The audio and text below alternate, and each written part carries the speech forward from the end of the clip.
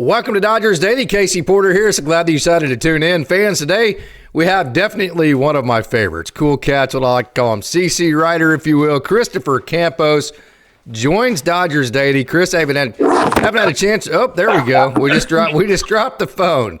Yeah, absolutely awesome. We're making adjustments right off the bat, just like baseball players do. Hey, how the heck's it going, Chris? Doing well. How are you?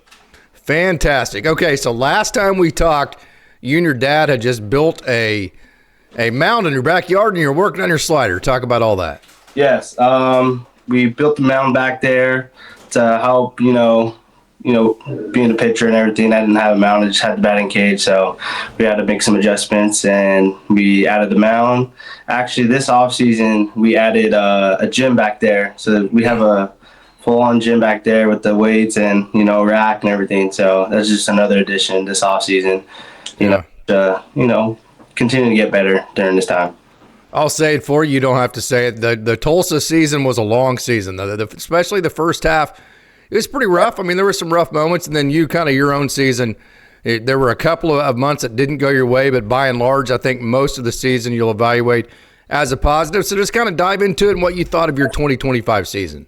Yeah, definitely. A lot of great outings in there, but yes, bad outings are really bad, and just kind of like how to learn from those outings, because it was I would have 4 great outings, and then I would come out and can't even get out of the first inning, and just kind of looked at some things that I was doing mechanically that was probably tipping my pitches, because it was a certain team that took me for a lot of runs in just 2-3 innings. So there were some things we had to look into, and there were some things there that I would possibly was tipping pitches that we fixed, and just things like that.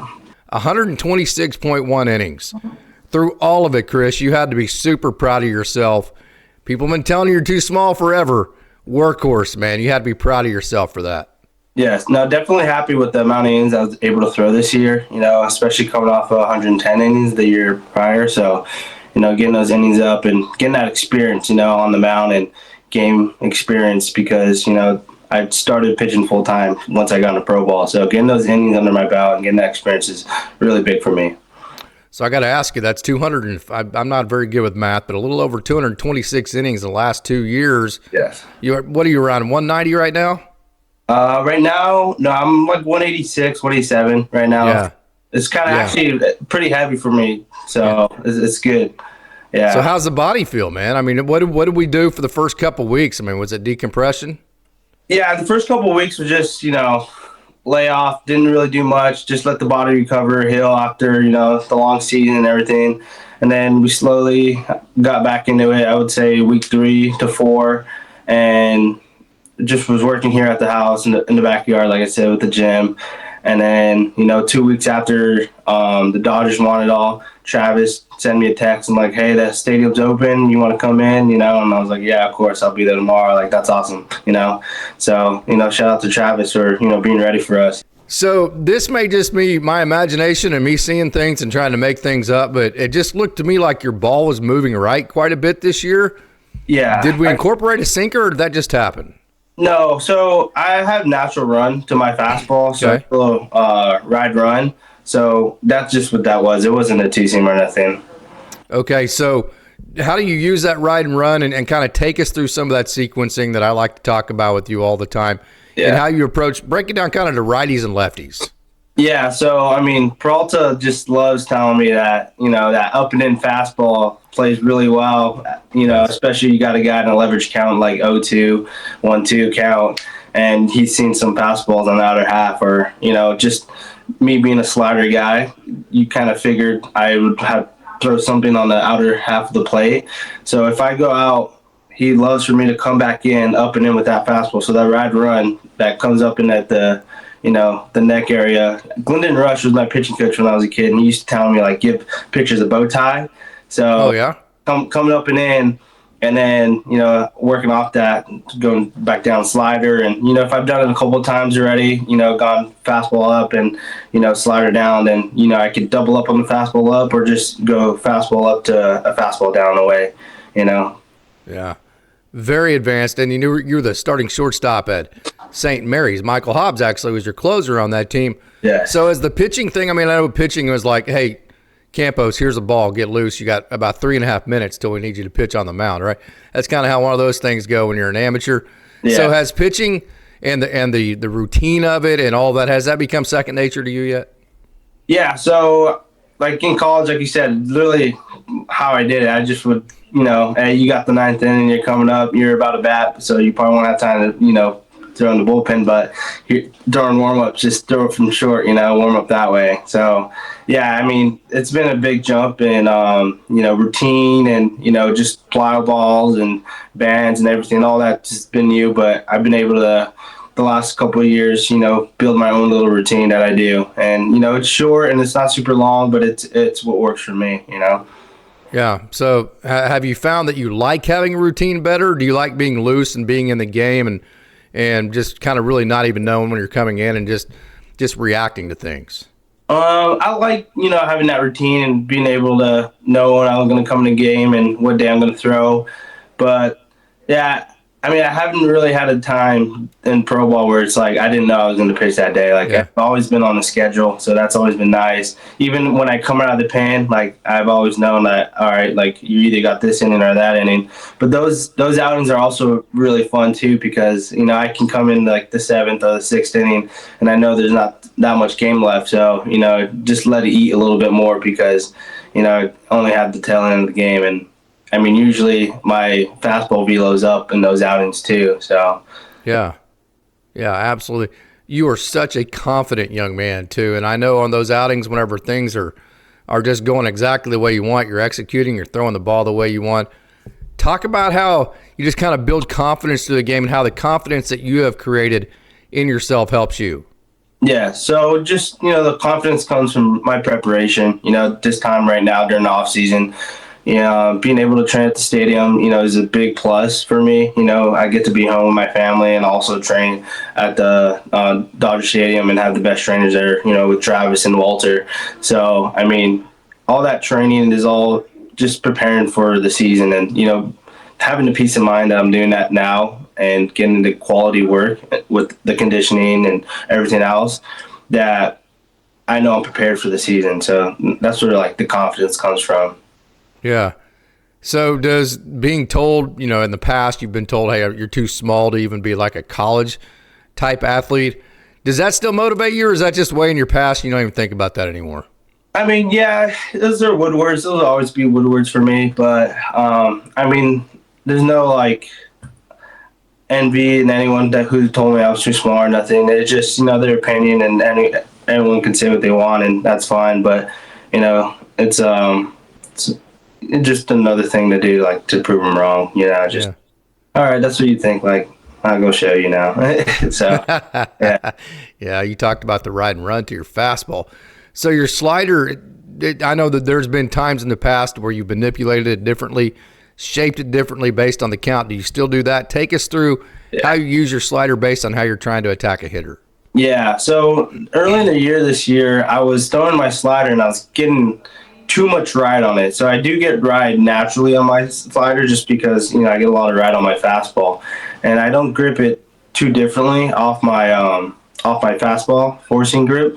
So I was getting a little too behind it this year, and I was kind of just learning that when I got too behind it, I was getting a lot more ride. So I just try to, like, grip the more of the front. Actually, I have a baseball right here. I just try to grip it more here on this seam here in the front. Oh, nice. Get that depth when I'm trying to go, a little bit depthier or something. Yeah. Yeah. Along the horseshoe. A lot of people I've seen throw their curveball that way, too. That's an interesting grip there. Who taught you that grip? It was Minta and Rob. When I first got there, they kind of introduced a grip to me. And that was, like, really early on when I first got drafted. They're like, just try that, And they threw it, and it kind of just went left a little bit. And they're like, hey, that's not bad. Yeah, absolutely. Yeah, and then we kind of just ran from that, ran with that grip, like just kind of going here, and messing around with it and everything. Mm-hmm. So one thing that you do a really great job of in terms of execution is you get hitters to swing over the top of your breaking pitches. A lot of times it's swing and miss. Sometimes they're beating the ball into the ground and hitting ground balls, that kind of thing. That's obviously what you want as a pitcher. So if I were to say, Chris Campos is really good at getting hitters to swing over the top as breaking balls. What would you say to that? I would say, yeah, that's a good one. But it's funny because during my pitching coach in Double A told me that because I get so much right on that I call it a slider, but it profiles the cutter metrically and everything, that they swing underneath it actually. Yeah. Okay. And he showed me like pictures and videos, like sometimes like they're missing by that much, like underneath, because they're like, this ball's supposed to go down and that's what it looks like, but it has ride and just a little bit enough cut to it, But yeah, I feel like if I am getting that swing and miss over the plate or like over, it's because they're probably just selling out to a fastball that has good ride on it. Yeah. Okay. Well, so that's actually a deception for me. That's something that looks different on video than actually that happens all the time in baseball. When you break it down, you're like, I would have swore that's not the case. But it's amazing how when you break things down in the game, how different they can be as you do that. So we mentioned you playing shortstop. How have you used, just that ability to field the ball, the athletic ability, the mentality that helped you build being a shortstop? How have you learned to use that as professional pitching?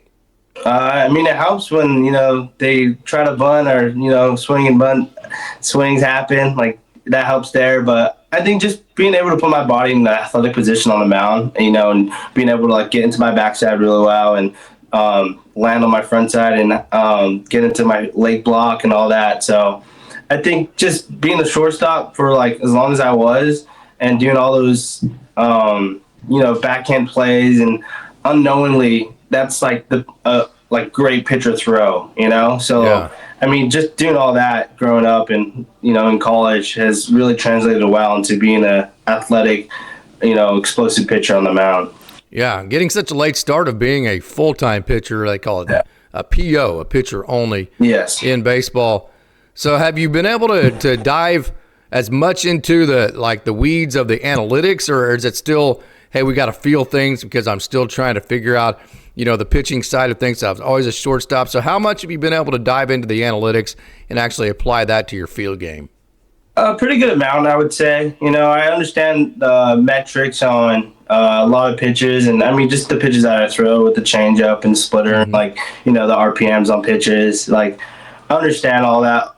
I didn't 3 years ago, but I know it pretty well. I don't get lost in it though, because my pitches, like my slider, may not grade super well. It plays really well off my fastball because I have a really good fastball with good ride. So it's about how everything plays off my fastball. When it comes to that. Yeah. What was your hit and sit this year with your fastball? I think I hit 96. Okay, nice. I don't know what I sat though. Okay. Probably like 93, 94. Yeah. Probably 93 though.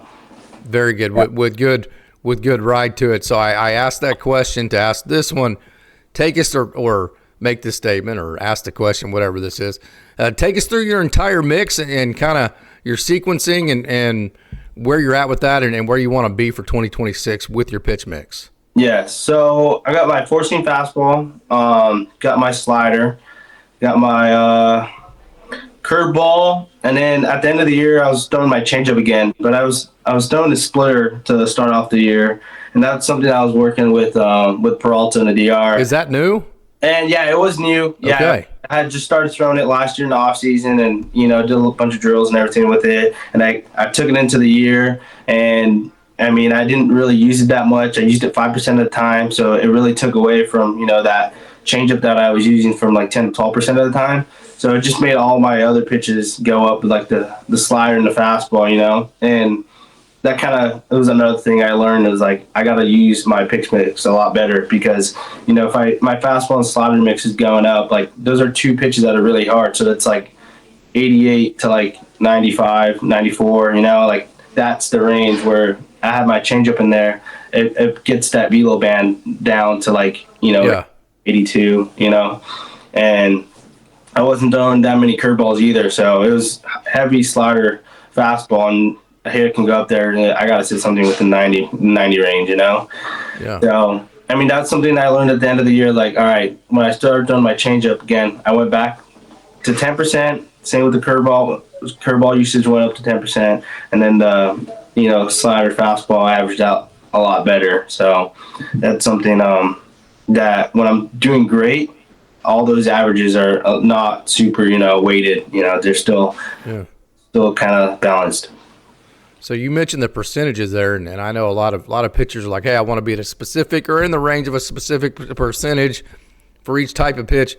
So is that something like that your pitching coaches will discuss with you and with your catcher during the game? Like, hey, we've thrown a whole bunch of these, we might go to this, or do you just have GLP or whoever it is just call the game and it just happens that way? No, that's something we talk about before the game. We're like, hey, I want to throw a little bit more, change up today, because the last time I faced this team, I only threw, 3 of them or 4 of them. So, they're not going to be really looking for it. They're just going to be sitting fastball slider here. So I want to throw it early and let them know, like, hey, I will go to that, So that is something that is talked about before the game and something we want to work on. But, yeah.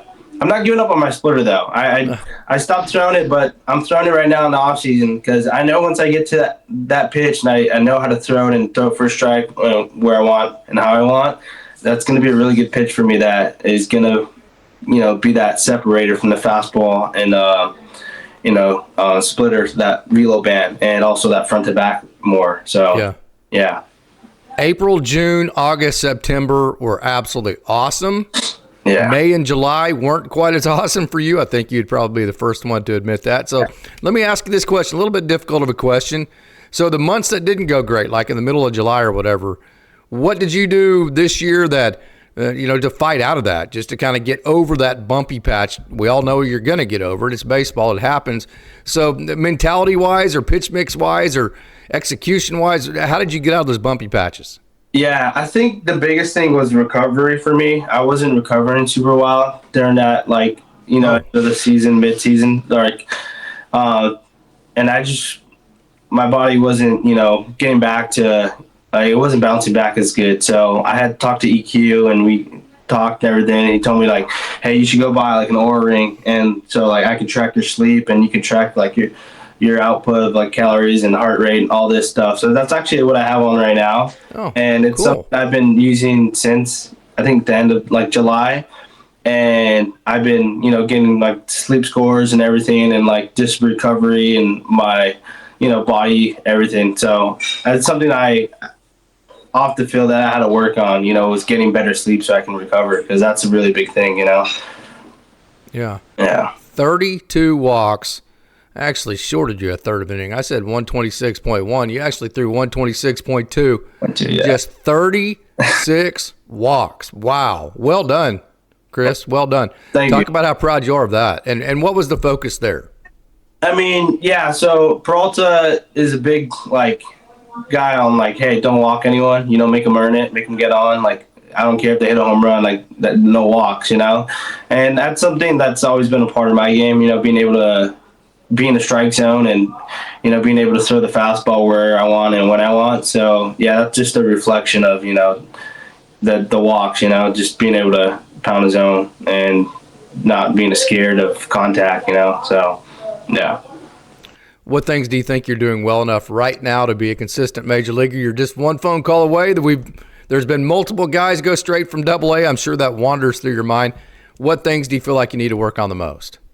I think I need to continue to work on the split, just mainly the splitter. I think I need to get my the splitter back and get that into a really good spot so that I have that separator on velo, and being able to mix in my pitches more often. Being able to have that percentages where it's okay, they can't just sell it to a certain pitch, and also just continue to minimize the walks. You limit the traffic on the bases and everything. So I think I do a pretty good job holding runners, but I think I'm in a good spot. So yeah, just continue to learn and go out there every day and try to learn something.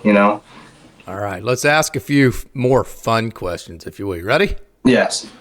This one's not necessarily fun, but it's interesting for me. I got a chance to interview Rick Honeycutt when he was in Tulsa. Rick Honeycutt, absolute legend, Dodger legend, all that. Literally, maybe the first guy out of his mouth was Chris Campos and how impressed he was with you. So why do you think he was so impressed with you, and what did you take away from him in terms of you getting to work with him? Yeah. No, man, I love Honey. He's awesome. Yeah. It's nice that he said me first. Probably 'cause I'm funny. I don't know. I think he probably liked the background of me being a shortstop because he brings it up a couple of times. And, when he was teaching me in Rancho, and I remember Lake Elsinore playing against them, and I was in the bullpen, and he was just like, all right, like, if you're going to throw this ball, like, as far as you can, like, what position are you going to get into, And I kind of got into, like, this position, and he's like, if you're going to get a backhand, like, what position are you going to get to? And I was like, oh, I'll be in that same position. And he's like, that's the same position you got to get right here when you're on the mound and you're trying to go to this, catcher. So, I mean, I love how he's able to explain it to me in a way he knows I'll understand, because knowing my background and everything. So, yeah, I think he's a phenomenal coach, and I really love that guy. He's awesome. It's amazing how those great ones, how simple they keep it, isn't it? Yes, yeah. I mean, those are the greatest coaches, They're able to teach anyone. Yeah, absolutely. Okay, so not if, but when you sign your first big major league contract, what are we buying? A house. Yeah, like a house. Yeah. For you or your parents? For me, my parents have a house. They have enough houses. They're good. Actually, I'll probably buy my. Now, this is what I will do. I told my mom I'll buy her a car. I buy her a Porsche. That's what she wants. So. Oh, nice. She was a little jealous because I bought my dad one, and she's like, "Where's my car?" I'm like, "Well, you're gonna have to wait a couple of years." Yeah. So is the big Porsche still the 911? Is that the big one? When I was a kid, that's what they were. Yeah, the 911's still top dog on the streets, but I mean, I really love the GT3 RS, and it's also 11 GT3 RS. Just it's a really nice car. Yeah, just one phone call away. Okay. Yeah. So you're one of the most competitive human beings I've ever watched play baseball in any sense of baseball at all. So let me ask you this. What things off the baseball field are you the best at that you do quite a bit? The most important part of this question, though, what is the one thing that you try to do that you're actually just not any good at and it pisses you off? Ice skating. That's the first thing I can't. Ice skating. I went ice skating once when I was in 8th grade, and I could not figure it out. I fell so many times, but I got back up every time. Just couldn't figure it out. And I mean, I can't do it now because I can't risk getting hurt. So I mean, maybe I'll tackle that one after my career. But ice skating is something I'm not good at. And what was the first part of that question? One thing you are good at off the field that you do quite a bit. Ask JK, Jared Caros. Ask him what I'm really good at off the field. Yeah. It has to do with cards. Oh, it does? Okay. Card tricks? No, poker. Poker. Oh, okay. I can see you having a poker face. No doubt about that. No doubt about that. That's have you done an interview with JK yet? Yeah, a couple of them. Okay. Do you have him again this offseason? Well, I might ask him, but he probably won't want to come on because he got injured last year. But I'll ask him. I might ask him to come on just to tell the story. Yeah. Nah, he won't want to tell it. So that brings me up. I was going to ask this last, but you kind of gave a perfect segue for it. JK is usually the announcer whenever you and Peyton Martin take ground balls. Peyton Martin's a former shortstop, too. He's probably going to be a starting shortstop at East Carolina as a freshman. He said unequivocally the other day that he is still the best shortstop between you and him. What do you got to say? I love P-Bar. He's awesome. That kid's athletic, and he's going to be a great big leaguer one day. I mean, he's going to think that, but we just know I'm the better shortstop. Now, I got to ask, though, but JK, Jared Caros, he's the one who announces the game. So if it came down to him, he had to break the tie. You're voting for yourself. Peyton Martin's voting for himself. He has to break the tie. Who's he voting for? Jared Caros? Yeah. It'd probably go for me, for sure. Oh, okay. It'd probably go for me. So he's breaking the tie. That's absolutely awesome. I love that cool confidence, man. You are such a cool cat on the field and off the field. I love that confidence. So, okay, what player did you look up to the most growing up? Growing up, Matt Kemp. I loved Matt Kemp growing up. Yeah. Oh, really? And it had nothing to do with him like being a great baseball player, but it was just when I would turn 8, I went to Dodger Stadium for my birthday. That was my birthday present. That's what I wanted to do. And so we got tickets on like the third base line and sitting down at the bottom, and I was like yelling at him to get an autograph, and my parents are helping me. They're like, it's his birthday, like he wants an autograph. And so he came over and signed my jersey for me, which I still have in my room. And he goes, oh, like, how old are you? I'm like, oh, I'm 7. I'm like, oh, wait, no, I'm 8. And, I had, like, messed up. He's like, are you sure it's your birthday? I'm like, no, it is. Like, it's just a funny moment because I'm like, yeah, I just turned 8 today, so I forgot. That's absolutely awesome. Yeah. Matt Kemp, huh? Matt Kemp, yes. Do you know where Matt Kemp is from?